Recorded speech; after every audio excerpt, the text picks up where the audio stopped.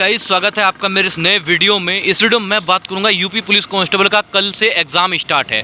UP police constable का जो exam है वो 8 जून, 9 जून और 10 जून को यूपी पुलिस कांस्टेबल का एग्ज़ाम होने वाला है। ऐसे में कुछ अभ्यर्थी ऐसे हैं जो बिल्कुल भी पढ़े नहीं हैं।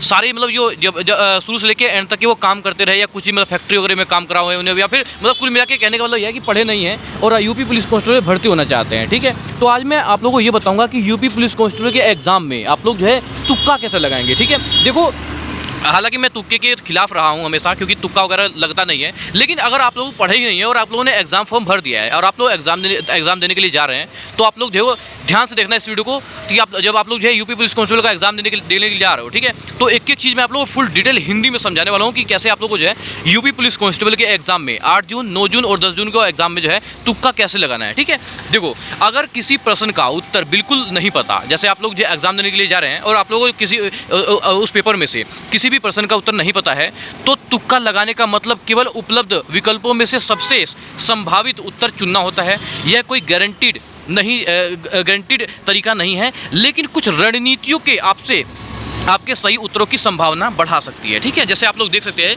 कि सबसे पहले क्या करना है आप लोगों को यूपी पुलिस कांस्टेबल के एग्जाम में। सबसे पहले क्या करना है, पहले पक्के प्रश्न को हल करेंगे। ठीक है, पहले जो पक्का प्रश्न है उसे हल करेंगे। जिन प्रश्नों का उत्तर 100% आप लोगों को पता है, ठीक है, जो आप लोगों को प्रश्न आता है, जिन प्रश्नों का जो उत्तर है 100% पता है, तो उन्हें पहले हल करें। ठीक है, और कठिन प्रश्नों पर शुरुआत में समय बर्बाद न करें, अंत में बचे हुए प्रश्नों पर विचार करें। ठीक है, जैसे कि आप लोगों को पता है कि यूपी पुलिस कांस्टेबल के एग्जाम में शायद नेगेटिव मार्केटिंग को जो है नहीं रखा गया है। ठीक है, जो यूपी पुलिस कांस्टेबल के एग्जाम में नेगेटिव मार्केटिंग को नहीं रखा गया है, तो आप लोग सारे के सारे क्वेश्चंस को करके आएंगे। ठीक है, अब आप लोग ये देख लीजिए कि गलत विकल्पों को हटाएं। यदि 4 विकल्प हैं, ठीक है, और आपको लगता है कि 2 विकल्प निश्चित रूप से गलत है, तो अब आपके पास 2 विकल्प बचते हैं। सही उत्तर मिलने की जो संभावना है वो 25% से लेकर 50% हो जाती है। ठीक है, और बात करते हैं सामान्य ज्ञान वाले प्रश्नों की। जो तर्क लगाएं, जो सामान्य ज्ञान के जो प्रश्न रहेंगे उसमें जो है आप लोगों को तर्क लगाना है।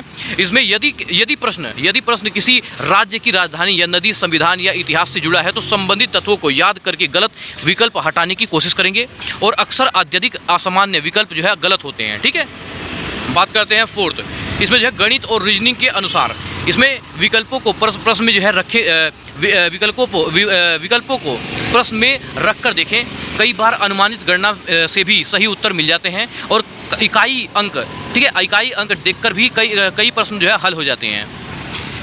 5 में हमारा बहुत लंबा या बहुत छोटा विकल्प हमेशा सही नहीं होता। यह एक मिथक है कि सबसे बड़ा जो लंबा होता है विकल्प सही होता है। केवल प्रश्न के आधार पर ही निर्णय लें। ठीक है, समय, अब आप लोग ये देख लीजिए, यूपी पुलिस कांस्टेबल का आप लोग एग्जाम दे रहे हैं, तो समय का जो प्रबंध है वो करें। आखिरी 10 से 15 मिनट रिवीजन और कठिन प्रश्नों के लिए रखें। जिन प्रश्नों में 30 से 40 सेकंड बाद भी कोई दिशा न मिले उसे छोड़कर आगे बढ़ें। ठीक है, अब आप लोग ये देख लीजिए, यदि नेगेटिव मार्केटिंग नहीं है यूपी पुलिस कांस्टेबल के में एग्जाम में, यदि नेगेटिव मार्केटिंग नहीं है तो तब कोई भी प्रश्न खाली न छोड़ें। ठीक है, सभी प्रश्नों में उत्तर भरें, क्योंकि गलत उत्तर पर आप लोगों के जो है कोई भी अंक नहीं कटेगा, कोई भी नंबर नहीं कटेगा। ठीक है, अब आप लोग ये देख लीजिए, यदि नेगेटिव मार्केटिंग है तो केवल उन्हीं प्रश्नों को अनुमान लगाएं जहां 1 से 2 विकल्प हटाए हुए असफल हुए हैं। ठीक है, पूरी तरह अंधाधुंध तुक्का लगाने से नुकसान हो सकता है। अब आप लोग ये देख लीजिए, यूपी पुलिस कांस्टेबल परीक्षा के लिए सबसे अच्छा तरीका, सबसे पहले आसान प्रश्न करें, फिर मध्यम स्तर के प्रश्न करें, अंत में कठिन प्रश्न करेंगे। ठीक है, और गलत विकल्प हटाकर उसे उत्तर चुनें और नेगेटिव मार्केटिंग के नियम देखकर ही अनुमान लगाएं।